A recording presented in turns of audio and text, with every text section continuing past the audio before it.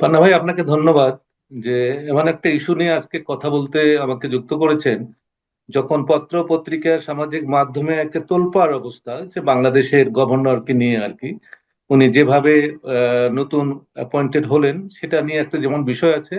আর আপনি যে প্রশ্নটা করলেন সেটা কিন্তু একটা সেকেন্ড পার্ট, যে একজন হুম। গভর্নরের কি কাজ, বর্তমানে যে অর্থনীতির যে অবস্থা, এটি একেবারে অস্বীকার করার কোনো মানে সুযোগ নাই আর কি। সারা বিশ্ব কিন্তু বাংলাদেশের অর্থনীতি নিয়ে কাজ করছে। আমি মনে হয় যে বিশেষ করে গবেষণা যারা করছে তারা কিন্তু বাংলাদেশ অর্থনীতি নিয়ে তাদের দৃষ্টিটা এদিকে আছে। সেই জায়গায় বর্তমান যেভাবে নিয়োগটা হলো, আমি মনে করি যেটা রাতের অন্ধকারে একটা নিয়োগ। কারণ এই পোস্টটা, এটা একটা এমন একটা সেন্সিটিভ পোস্ট, সারা বিশ্ব কিন্তু এই নিউজটা করেছে বা করার কথা। কারণ সারা বিশ্ব কিন্তু একটা দেশের গভর্নর কেমন, গভর্নর কিভাবে চালাচ্ছে, তাদের অর্থনীতি কিভাবে, সেটা কিন্তু নির্ভর করছে এই গভর্নরের উপর। গভর্নর পদটা কিন্তু আমি মনে করি যে অত্যন্ত সেন্সিটিভ একটা পদ। এই গভর্নরের মাধ্যমে কিন্তু 16 কোটি 17 কোটি মানুষের জীবন মানে জড়িত এখানে, আমি মনে করি। সে জায়গায় যে ভঙ্গুর অবস্থায় অর্থনীতি ছিল, বিশেষ করে আর্থিক প্রতিষ্ঠানের যতগুলো সূচক আছে, আমি একটা বাদে মনে করি যে এই রিজার্ভ বাদে সবগুলো হুম। কিন্তু একটা নেতিবাচক দিকে যাচ্ছিল। সেই অবস্থায় ইনার যে, আমি প্রোফাইল যদি আপনি দেখি, তাহলে ইনার যে প্রোফাইল সে অনুযায়ী এনার প্রশাসনিক কিছু অভিজ্ঞতা আছে, দেখলাম বিভিন্ন প্রতিষ্ঠানে উনি কাজ করেছেন। এবং মানে ওনার বর্তমান কর্পোরেট, গভর্নর মুস্তাকুর রহমান, বর্তমান গভর্নর মুস্তাকুর রহমান সম্পর্কে বলছেন? হ্যাঁ জি, এবং জি। যে যে কর্পোরেট ফাইন্যান্স, উনি এই গার্মেন্টস ইন্ডাস্ট্রির সঙ্গে উনি এই কাজটা করেন। সবচেয়ে বড় যে আলোচনাটা হচ্ছে দেখুন, বাংলাদেশের অন্যতম সমস্যা হচ্ছে অনেকগুলো বিষয় কিন্তু পৃথিবীর সঙ্গে আমি যদি তুলনা করি, যেমন এনপিএল এর কথা যদি বলি, নন পারফর্মিং লোন, যেটা যেটা নিয়ে মনসুর সাহেব আর কি, আমাদের সাবেক গভর্নর প্রচন্ড আমি বলবো হুম। সমালোচনা বলি বা চাপে বলি বা চ্যালেঞ্জের মুখে ছিল। সেই জায়গায় আমি শুনলাম যে উনি নিজেও নাকি 90 কোটি টাকার রিশিডিউল করেছে এই গত বছরই বোধহয় করেছে, বা এই বছরের শুরুর দিকে। সুতরাং এই একটি বিষয় মানুষকে কিন্তু একটা ভিন্ন মেসেজ দিচ্ছে। আমি, মান্না ভাই, একটা কথা বলি, এই যে বাংলাদেশ ব্যাংকের গভর্নর, ওনার যে নিয়োগটা এবং ওনার যে মানে কি বলবো প্রোফাইল, এটা নিয়ে কিন্তু সারা বিশ্ব কিন্তু এক ধরনের মানে এটা এদিকে মনোযোগ দিয়েছে যে এই দেশের আহ গভর্নরটা কোন পদের কোন জায়গায় চলে গেছে, এটা আর কি। সেটা একটা আসলে কি বিষয়। তাই?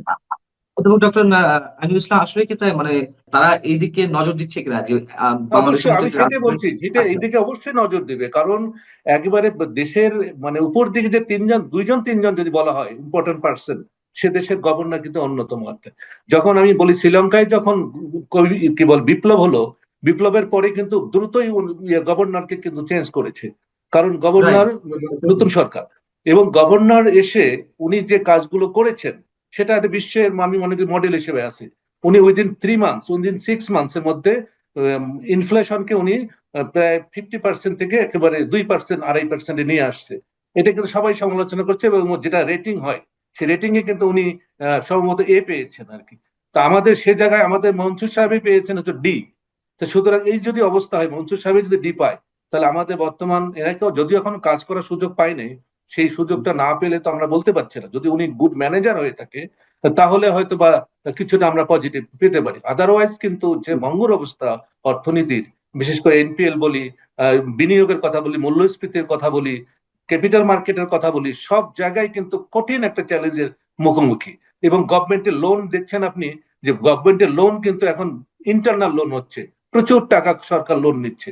এই জায়গায় আমি জানি না রাজনৈতিক কোনো প্রভাব এখানে কাজ করেছে কিনা, সেটা একটা বিষয় কিন্তু। কারণ এই জায়গাগুলোতে একজন একবারে সেরকম কমিটেড গভর্নর দরকার, যে সরকারের সঙ্গে তার মানে বলবো যে সরকারের সঙ্গে দেখা দেখি না হওয়ার মতন অবস্থা যদি হয়, সেই রকম গভর্নমেন্ট দরকার ছিল, যে সরকার যা বলবে তাই করবে। তা কিন্তু এই গভর্নমেন্টের গভর্নরের জন্য সেটা সমীচীন হবে না। সবসময় গভর্নর গভর্নর গভর্নমেন্টের সঙ্গে একটা কনফ্রন্টেশনের মধ্যে থাকতে হয়। কিন্তু সেইটুকু কতটুকু ম্যানেজ করতে পারবে এই বর্তমান গভর্নর, আমি জানি না ওনার সম্পর্কে।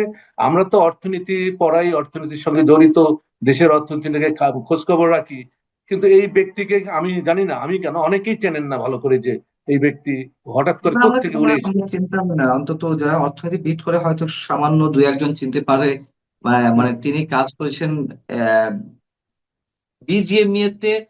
বাংলাদেশ ব্যাংকিং সেক্টর যে ইয়েটা আছে, তার চেয়ারম্যান হিসেবে, বিজিএমইর একটি পার্টের চেয়ারম্যান হিসেবে কাজ করেছেন, আর সেখানে তিনি এখন বাংলাদেশ ব্যাংকেরই গভর্নর।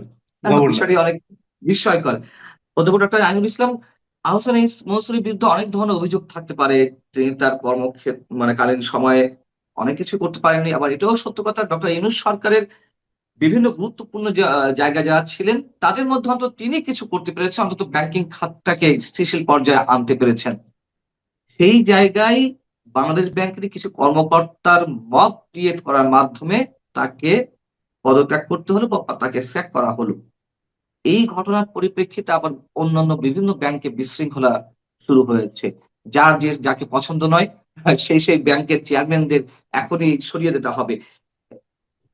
তার মানে কি মব কালচার রয়ে গেছে? মব থেকে আমরা বের হতে পারিনি?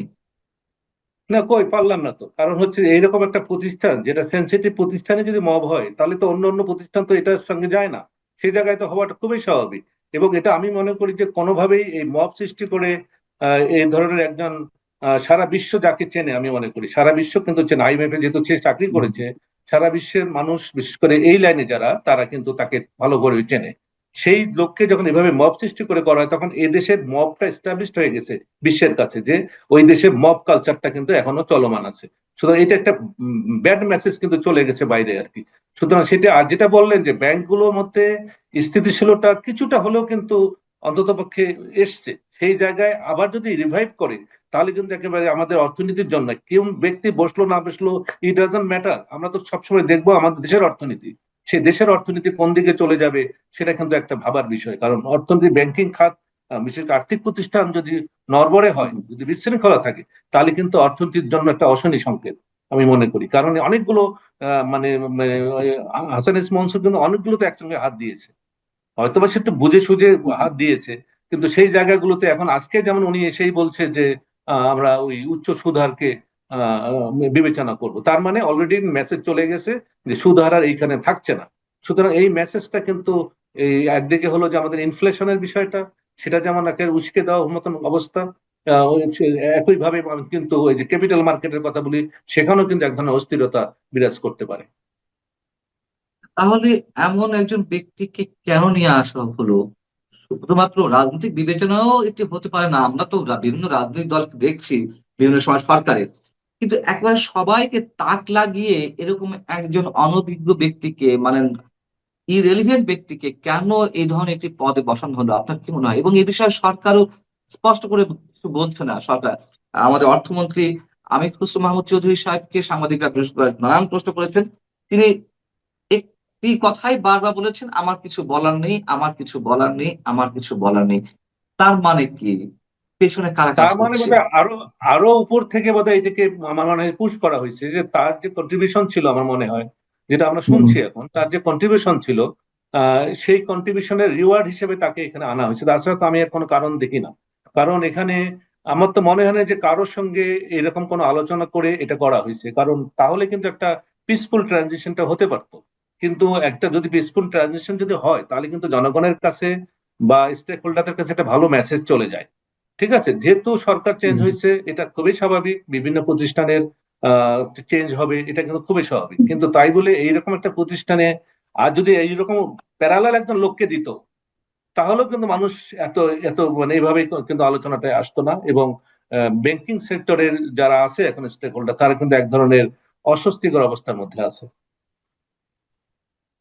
বিএনপি সরকার গঠনের পর থেকে আমাদের প্রধানমন্ত্রীর যে বিভিন্ন ধরনের কাজ বা বিভিন্ন কাজের সিমটম, তাতে মনে হচ্ছে উনি নতুন কিছু দৃষ্টান্ত স্থাপন করতে চাচ্ছিলেন, অন্তত বাংলাদেশকে একটা সুস্থির জায়গায় নিয়ে যাওয়ার লক্ষ্যে তার বিভিন্ন কর্মকাণ্ডের মধ্য দিয়ে অন্তত এই কয়দিনে। আমাদের কি তাহলে এখন এটি বলতে হবে যে পেছন থেকে কোনো বিশেষ শক্তি টেনে ধরার চেষ্টা করছে, বা বাংলাদেশ ব্যাংকের নতুন যে গভর্নর তার নিয়োগ প্রক্রিয়াকে যদি আমরা দৃষ্টান্ত হিসেবে সামনে নিয়ে আসি, এর ভেতরে ভয়ঙ্কর কোনো শক্তি কাজ করছে বিশেষ ষড়যন্ত্রের জায়গা থেকে, এমনটা তো মনে হয়? না, সেটা তো অবশ্যই কোনো ধরনের সোর্স ছাড়া তো বলা যাবে না। তবে সামনে যেমন আছে আইএমএফ এর, যেমন এখন আলোচনা চলছে আইএমএফ এর যে রিমেইনিং লোন গুলো, সেটা একটা ব্যাপার আছে। তারপরে হচ্ছে সারা বিশ্বে যে আমাদের বিশেষ করে বিভিন্ন চুক্তিগুলো আছে, সেই চুক্তিগুলোর ব্যাপার আছে। এটা তো আমাদের ব্যাংকিং সেক্টর তো এগুলোর পার্ট কিন্তু, সুতরাং সেটা একটা বিষয় আছে। আরেকটা হুম, বিষয় আমার কাছে মনে হচ্ছে যে যেহেতু কি বলে বাংলাদেশ সরকার লোন করছে, এই লোনের বিষয়ে মনসুর সাহেব কোনো ধরনের নেগেটিভ অ্যাটিটিউড দেখিয়েছেন কিনা আমি ঠিক জানি না। এটা একটা বড় একটা কারণ হতে পারে আমার কাছে মনে হয় যে সামনের দিকে অর্থনীতির যে অবস্থা, এটা কিন্তু লোন করা ছাড়া সরকারের চলার মতন সমর্থন কিন্তু আর নাই। সুতরাং হুম। বর্তমান এই যে গত গত কয়েক মাস থেকে তো এই লোন নিয়েই চলছে, কিন্তু সেই লোনের জায়গাতে বাংলাদেশ ব্যাংক সেটা করবে। সেই জায়গায় কোনো ধরনের হয়তোবা মনসুর সাহেব এটার ব্যাপারে রিজার্ভেশনটা শো করছে এখন, সেটা একটা আমার কাছে মনে হয় যে এটাও একটা কারণ হতে পারে। সে কারণে একজন একেবারে কি বলবো রিল্যাক্স পার্সনকে এখানে বসিয়ে সরকার তার পারপাস সার্ভ করবে। না, আমার কথা হচ্ছে মনসুর সাহেবকে বাদ দিয়ে দেওয়া হয়েছে বা মনসুর সাহেবকে বাদ দিবে নতুন গভর্নমেন্ট। আপনি যদি বলেন গুরুত্বপূর্ণ বিভিন্ন ব্যক্তিকে নতুন সরকার তার হুম, পছন্দ না হলে বাদ দিয়ে দেয়, এটি আমাদের ট্র্যাডিশন। ঠিক আছে, কিন্তু মনসুর সাহেব বিদায় হয়ে যাওয়া এক কথা, যে তার পার্ট ইজ ক্লোজড। হুম। কিন্তু নতুন যাকে নিয়ে আমাদের পথ চলতে হবে, তিনি যদি ইরেলিভেন্ট হন, তিনি যদি একেবারে কি বলা যায় এটাকে, আমাদের জন্য হুমকির সম্মুখীন হন, এরকম একটা কি পয়েন্টে তাকে নিয়ে আসার ক্ষেত্রে আহ সেখানে তো মনসুর সাহেবের কিছু করার নেই বা তিনি কিছু করেননি নিশ্চয়ই। কিন্তু কোনো বিশেষ শক্তি যদি কাজ করেই থাকে, তাহলে কি এই সরকার তার অভিষ্ট লক্ষ্যে পৌঁছাতে পারবে, খুব স্মুথলি কাজ করতে পারবে? না, সেটা আমার মনে হয় সেটা আর এটার জন্য আর কিছুদিন অপেক্ষা করতে হবে যে এই গুণগুলো আরো স্পষ্ট হবে। তবে আমার হুম, কাছে মনে হয় না এই জায়গায় যে সমস্যাগুলো আছে বা সরকার যেটা চাচ্ছে সেটা এনার দ্বারা পারপাস সার্ভ হবে বলে আমার কাছে মনে হয় না, কারণ এনার তো এই ধরনের কোনো অভিজ্ঞতা নেই। একটা এটা তো অভিজ্ঞতা লাগে, আমি দেখলাম 6টা দেশের আজকে দেখলাম যে গভর্নরদের যে এক্সাম্পল দেখলাম, মানে প্রোফাইল দেখলাম, সেখানে তার ধারের কাছেও কিন্তু আমাদের এই বর্তমান গভর্নমেন্টের প্রোফাইল যায় না। তা সুতরাং আমি জানি না কোন বিবেচনায় কোন পারপাসটা সার্ভ হবে, আমি জানি না যে কোন পারপাসটা সার্ভ হবে এই ধরনের এক্সপিরিয়েন্স বা কোয়ালিটি দিয়ে আমার জানা নেই। অর্থনীতিবিদরা তো খুবই হতাশ হয়েছে, বাংলাদেশের হুম। প্রত্যেকটা অর্থনীতিবিদ কিন্তু আমি দেখলাম মিডিয়াতে সবাই কিন্তু হতাশ যে এটা কি হলো। এর আগে আপনি যতগুলো 12 এর 13 14তম তাই না, এবং 13তম পর্যন্ত আপনি দেখেন যে এটা কারো বিষয় তেমন কিছু আলোচনা নাই। এই যে আওয়ামী লীগ সরকারের সময় যিনি কামাল সাহেব ছিলেন, উনি তো সিএ করা, চার্টার্ড অ্যাকাউন্টেন্ট, এবং ওনার যে অভিজ্ঞতা, ওনার যা রেজাল্ট সবকিছু মিলে তার সঙ্গেও যায় না কিন্তু। সুতরাং এনার আগে যেটা ছিলেন। তিনিও ডি পেয়েছিলেন, তিনিও ডি পেয়েছিলেন আওয়ামী লীগ সরকারের শেষ সময়ে যিনি গভর্নর ছিলেন, তিনিও হুম, কিন্তু ডি পেয়েছিলেন আন্তর্জাতিক র্যাঙ্কিং এ, whereas হুম, শ্রীলঙ্কার গভর্নর এ প্লাস পেয়েছিলেন। হুম। হ্যাঁ, তাহলে এরকম সেটাই বলতেছি কোন যোগ্যতা সম্পন্ন হওয়া সত্ত্বেও ডি পেয়েছেন, আর এই হ্যাঁ, গভর্নর তাহলে কি পাবেন? তাহলে সে জায়গায় কোথায় যাবে আপনি বলেন। সুতরাং সে জায়গায় আমি মনে করি যে সবচেয়ে একটা অশনি সংকেত দেশের জন্য। জানি না কোন বিবেচনায় তাকে দিয়েছে, আমরা মনে করছি যে আমার কাছে কোনো কিছু মনে হয় না যে এই পারপাসটা ওনার জায়গা সার্ভ হবে, কিংবা ওনাকে সরানোর জন্য এটাও হতে পারে একটা জিনিস। কারণ বাংলাদেশ ব্যাংকের ভিতরে একটা ভেস্টেড গ্রুপ কোনোভাবেই চাচ্ছিল না, এবং যে ভেস্টেড গ্রুপটা আমি যদি বলি যে এই রাজনৈতিক মদতপুষ্ট, তো তারা কিন্তু তাকে কোনোভাবেই আর সহ্য করতে পারছে না। ভিতর থেকে কিন্তু এক ধরনের, কিংবা এই ভিতর থেকে এইটাকেই উপর দিকে চাপটা নিয়ে গেছে, সেখান থেকে আবার এই তাকে সরানো হয়েছে আমার কাছে মনে হচ্ছে। কিন্তু এই কালচার কিন্তু ভালো না। আজকে ইনি যে আছেন, ইনি যদি ওই তাদের পারপাস সার্ভ করতে না পারেন, 2-3 মাস পরে এনাকেও সরাই দিবে, তাহলে তাহলে এটা অর্থনীতি কি হবে আপনি বলেন। যদি একটি কন্টিনিউটি না থাকে তাহলে অর্থনীতির জন্য তো খারাপ। অর্থনীতি নীতি কখনো চেঞ্জ হলে কিন্তু বিদেশিরা এফডিআই পাঠাবে না, ইনভেস্ট করবে না, দেশীয়রাও ইনভেস্ট করবে না।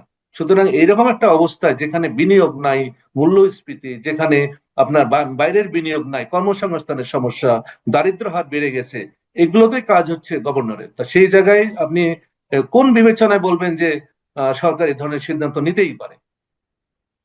আমি একটা বিষয়ে আপনার মন্তব্য জানতে চাই, যদি আপনি মনে করেন যে বিষয়ে মন্তব্য করবেন। সেটি হচ্ছে যে অনেকেই মন্তব্য করছে আওয়ামী লীগ সরকারের সময় যে ব্যাংক খেকো ব্যক্তিটি ছিলেন, 7-8টা ব্যাংকের মালিক হয়ে সব নিঃস্ব করে গেছেন, এস আলম, সেই এস আলমের বিশেষ কৌশলের অংশ হিসেবে নাকি এই গভর্নরকে নিয়োগ দেওয়া হয়েছে, এমন কথাবার্তা শোনা যাচ্ছে। না কিন্তু ভাই, পান্না ভাই, দেখেন এগুলো কিন্তু ওরা কিন্তু এই যে যাদের কথা বলছেন, তাহলে একই রসুনের কিন্তু কোয়া হুম, হুম। কিন্তু সবাই কিন্তু একই। সুতরাং সেখান থেকে মনসুর সাহেব কিন্তু ডিফারেন্ট ছিলেন। তা জি। সুতরাং এইটা যেটা এটাকে আপনি একবার মানে হাইপোথিসিসকে একবারে আপনি রিজেক্ট করতে পারেন না। হয়তো এটা প্রমাণের বিষয় আছে, কিন্তু একটু রিজেক্ট হুম, করতে পারেন না, কারণ যে সমস্যাগুলো ছিল তাহলে সমস্যাগুলোকে মানে আমি জিআই না রাখার জন্যই তো হয়তো বা তাকে সরাইছে, এই সমস্যাগুলো এখন সমাধান করতে চাবে। বিশেষ করে আমি যেগুলোর কথা বলছি, কারণ ওনার দ্বারা এটা হয়তো বা হয়নি, কিন্তু ওনার যোগ্যতা নিয়ে তো আমাদের কারো প্রশ্ন নেই, কিন্তু ওনাকে কোন কারণে সরালো?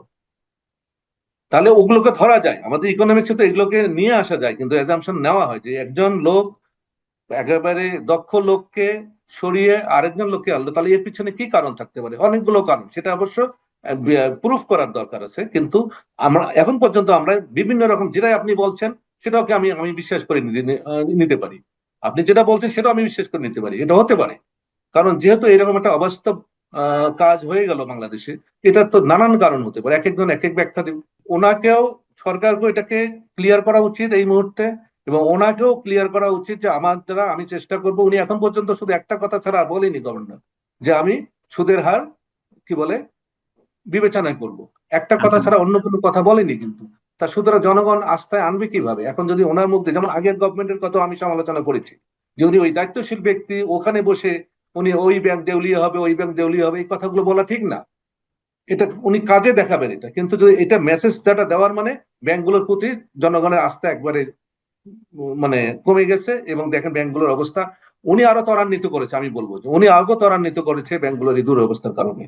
সুতরাং একজন দক্ষ লোক এই যে মানে চেয়ারে বসে আছেন, ওই জায়গায় আপনি আমি কথা বলতে পারি, কিন্তু ওনারা দায়িত্বশীল ব্যক্তিরা কিন্তু কথা বলতে পারেন না। ওনারা যেটা কথা বলবেন এটা এক ধরনের বাইবেলের মতন আর কি, ঠিক আছে? কিন্তু উনি এখন পর্যন্ত ক্লিয়ার করেনি যে সারা দেশ কিন্তু এত সমালোচনা, যে আমার মনে হয় যে গুগলের কি একটা আমি দেখলাম যে এত বেশি মানে আলোচনা হয়নি কোনো ব্যক্তির নিয়ে বাংলাদেশে এখন পর্যন্ত, এত কিছু হয়ে গেল গত 18-19 মাসে, কিন্তু এই গভর্নরকে নিয়ে এত বেশি মানে আলোচনা বসা হয়নি।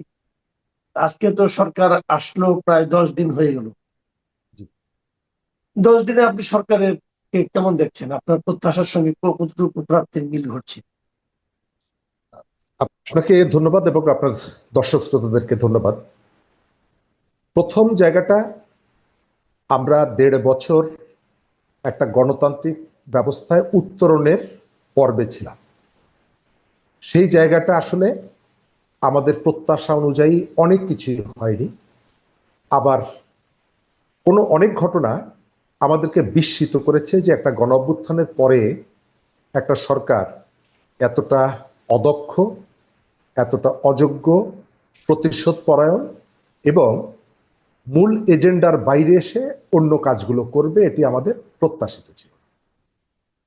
নির্বাচনটা হয়েছে, নির্বাচনটা নিয়ে আমাদের নানা ধরনের সংশয় সন্দেহ ছিল। তবে একটা জায়গায় সরকারকে সফল বলতে হয়, নির্বাচনের রক্তপাতটা হয়নি, কিন্তু ফলাফলের ক্ষেত্রে কোনো কোনো জায়গায় এক ধরনের ধোঁয়াশা আছে। নির্বাচনের আগে প্রধান উপদেষ্টা অন্তর্বর্তীকালীন সরকারের, তিনি কয়েকজনের নাম বলেছিলেন, যে ইন্ডিকেট করেছিলেন একটি দলকে যারা পার্লামেন্টে আসবে, এবং তার কথা প্রায় মিলে গেছে, তারা সবাই এমপি হয়েছে। এটি বেশ বিস্ময়কর, তিনি কিভাবে জানলেন? এবং এই ঘটনাগুলো নির্বাচন সম্পর্কে কোনো কোনো জায়গায় প্রশ্ন তৈরি করেছে, অথবা এগুলো নিয়ে প্রশ্ন করা যায়। সরকারের যে জায়গাটা, নতুন সরকার, আমি বিএনপির শাসন আমরা এর আগে দেখেছি, তাদের অভিজ্ঞতাও আছে, সমালোচনাও আছে। আমরা বিএনপি সরকারের বিরুদ্ধে বিভিন্ন সময়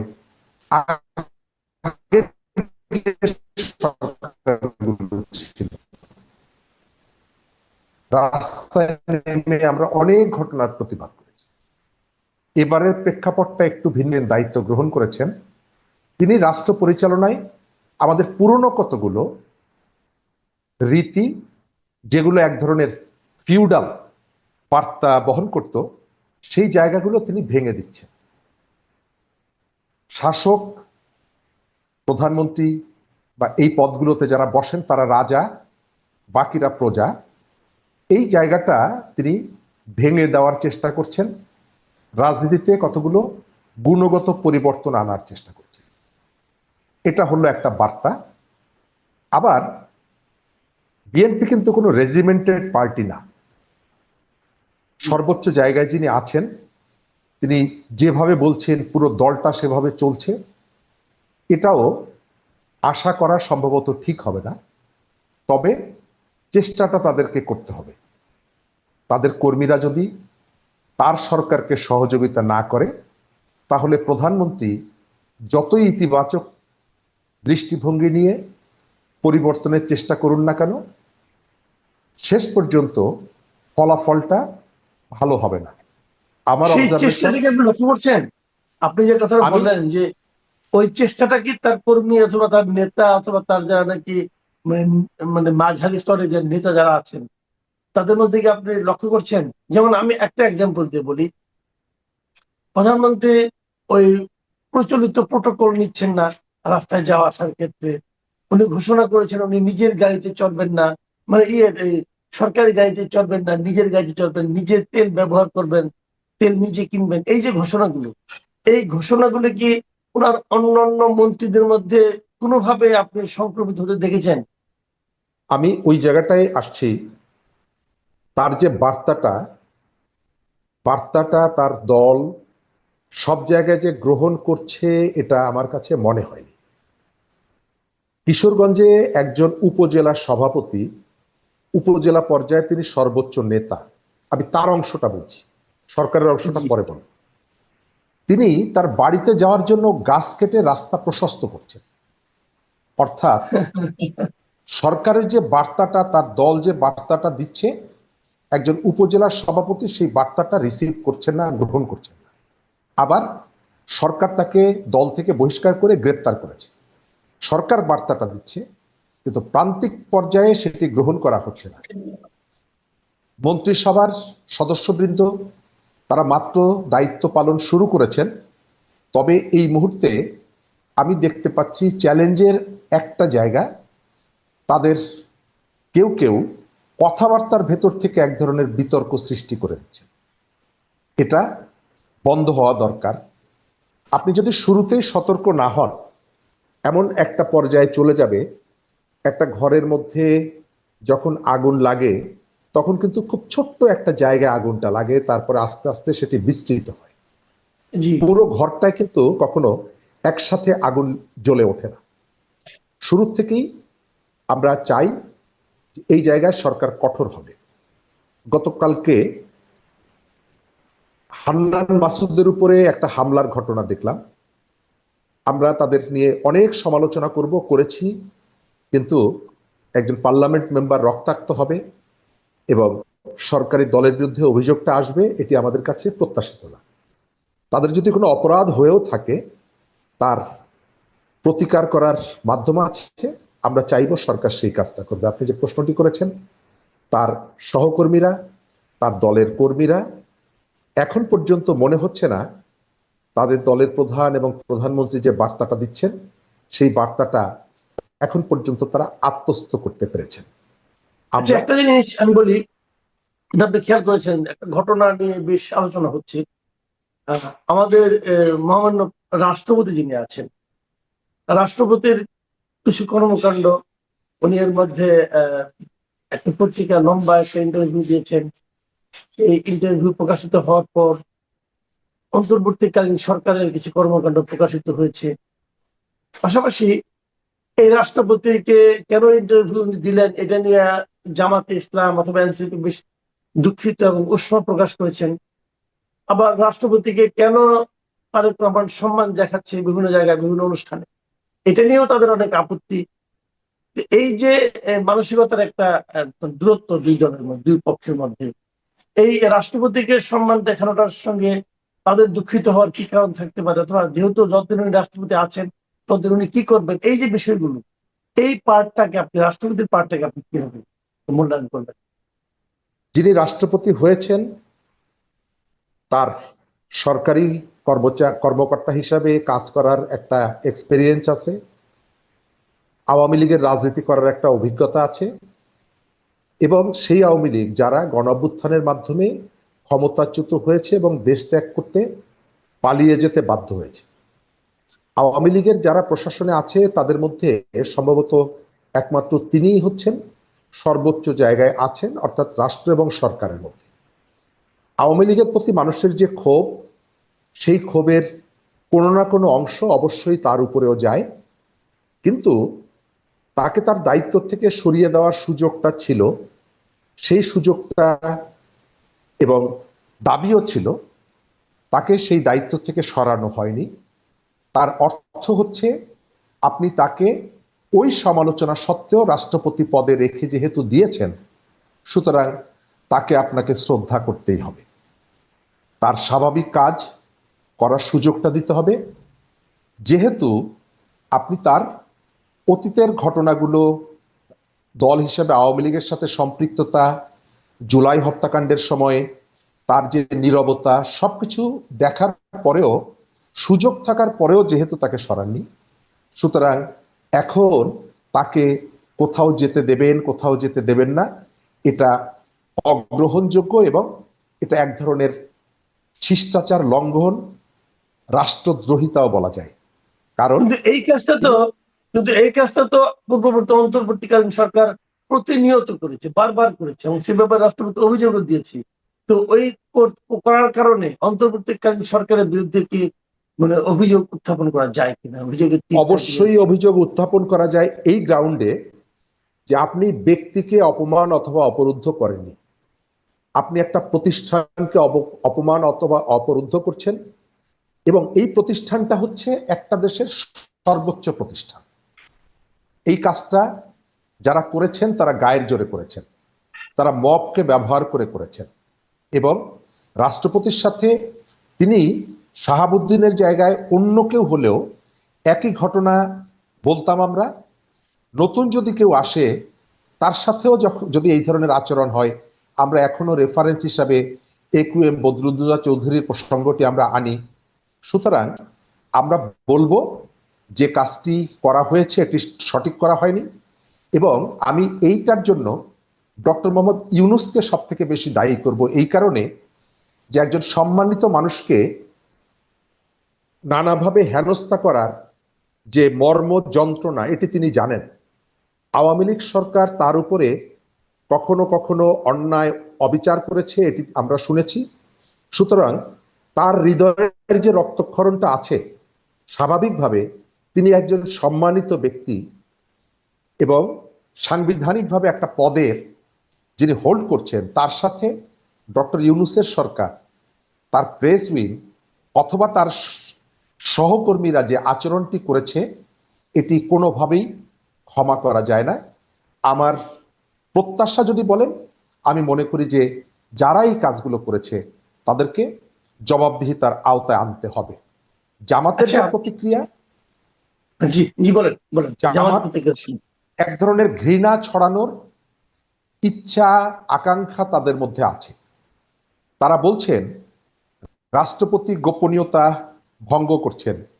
আমি তাদের দু একজনের কাছে দেখা হয়েছিল, জিজ্ঞেস করেছি, আজ থেকে 2 মাস আগে আপনারা যখন বলেছিলেন উপদেষ্টাদের সাথে বিএনপির নেতাদের টেলিফোন আলাপ আমাদের কাছে আছে, আপনারা তো ক্ষমতায় ছিলেন না, আপনারা একটা রাজনৈতিক দল ছিলেন, মন্ত্রীরা কাদের সাথে আলাপ করে সেই টেলিফোনের কথোপকথন আপনাদের কাছে থাকা মানে হলো আপনারা রাজনৈতিক দল হিসাবে এই কাজটা কি আইনত আইন সিদ্ধভাবে করেছিলেন কিনা।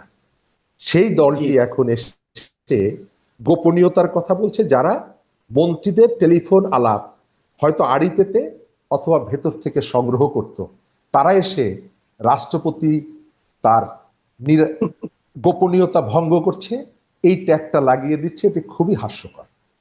আচ্ছা, আমরা এর মধ্যে সরকারের কিছু কর্মকাণ্ড দেখলাম, যে আলোচনাগুলো নিয়ে, সরকারের কাজগুলো নিয়ে আলোচনা হচ্ছে, অনেক হয়তো এই আলোচনাগুলো করছে এই কারণে তারা সরকারের কাছ থেকে এই ধরনের মানে আচরণ হয়তো প্রত্যাশা করেন। তার মধ্যে একটা আমি যদি গোটা দুয়েক বলি, যেমন একটা হলো যে আপনার 6টা সিটি কর্পোরেশনে দলীয় লোককে নিয়োগ দেওয়া প্রশাসক হিসাবে, এই কাজটাকে আপনি কি হিসাবে দেখেন? আরেকটা হলো বাংলাদেশ ব্যাংকের গভর্নর পদে যে এই চেঞ্জটা, মানে ওনাকে ওখান থেকে পদ থেকে সরিয়ে দেওয়ার কোনো ঘোষণা পেলাম না, কিন্তু নতুন একজনকে নিয়োগ দেওয়ার ঘোষণা আসে। এই বিষয়গুলো, এগুলো নিয়ে কিন্তু মোটামুটি আলোচনা হচ্ছে। একজন ব্যবসায়ীকে গভর্নর বানানো হলো। বাংলাদেশ ব্যাংকের গভর্নরের প্রসঙ্গে আসি। বিএনপি রাজনৈতিকভাবে যে বার্তাটা দিতে চাইছে দেশের মানুষকে, সেই বার্তার সঙ্গে বাংলাদেশ ব্যাংকের গভর্নরের অপসারণ এটি কোনোভাবেই মানানসই না, এটি যায় না।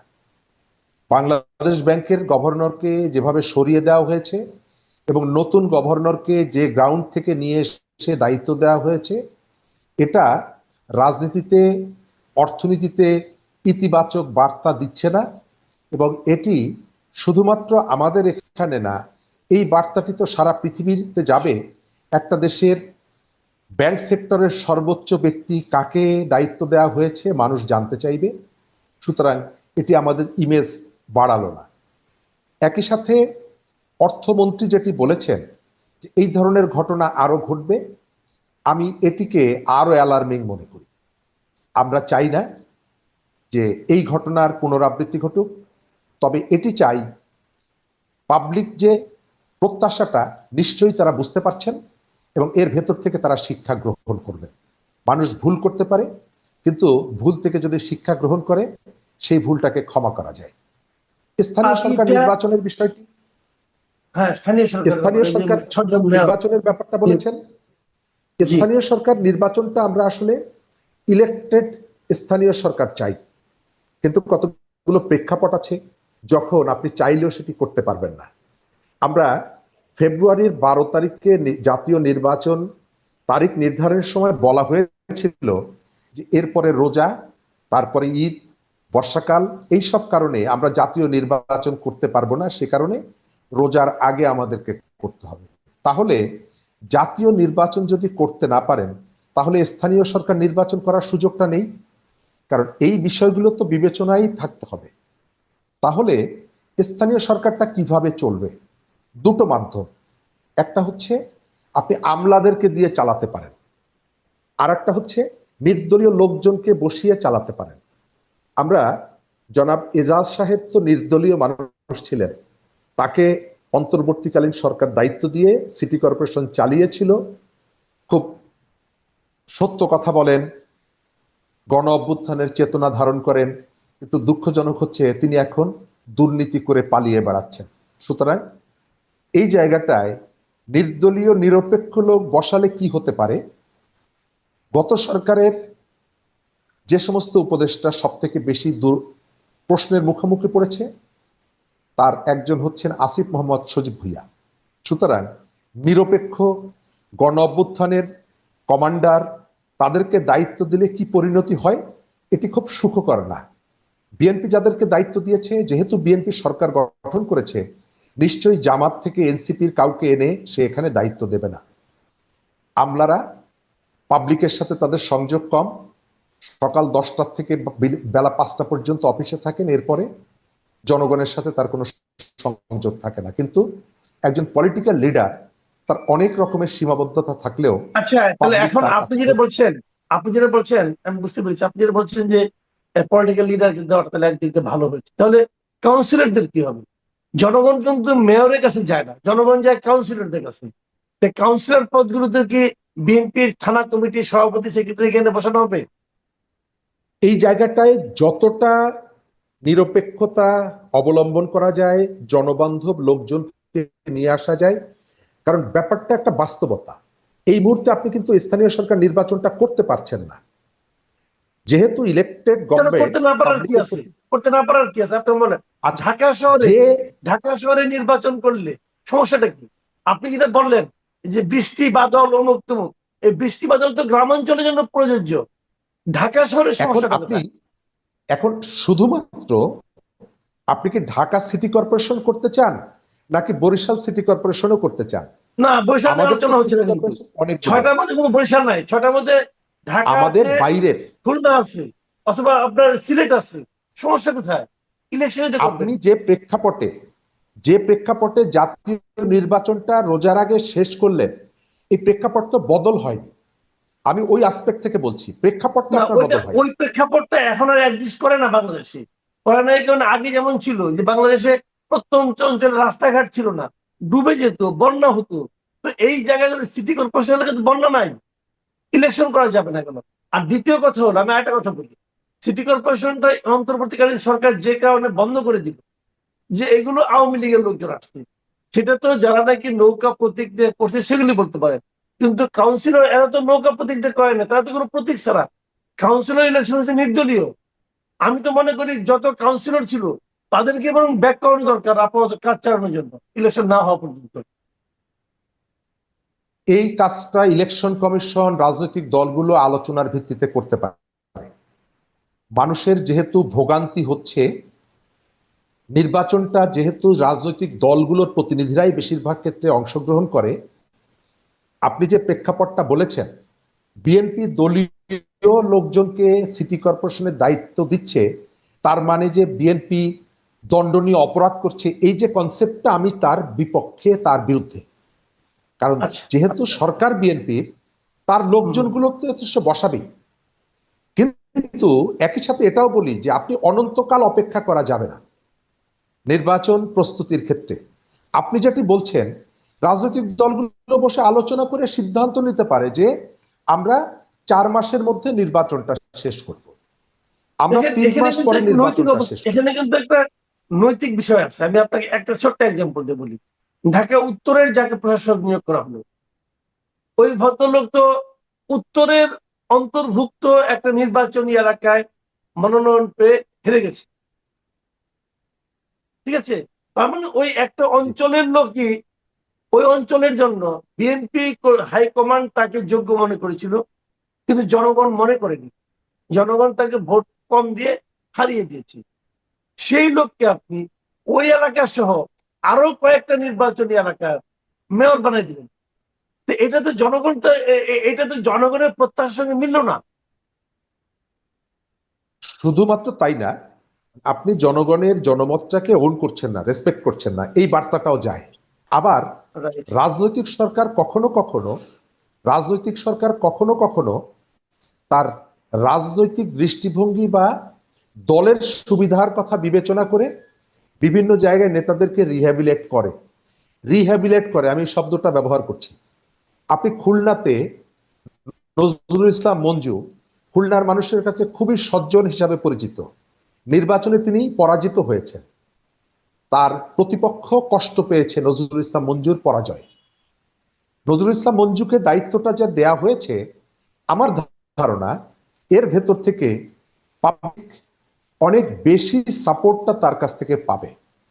ব্যক্তি টু ব্যক্তি কিন্তু ভ্যারি করে, তার যে ইমেজ এবং জনগণের সাথে তার যে সংযোগ, তিনি অনির্বাচিত হলেও যতটুকু সময় দায়িত্ব পালন করবেন, তুলনামূলকভাবে মানুষকে তিনি কাছে যেতে পারবেন।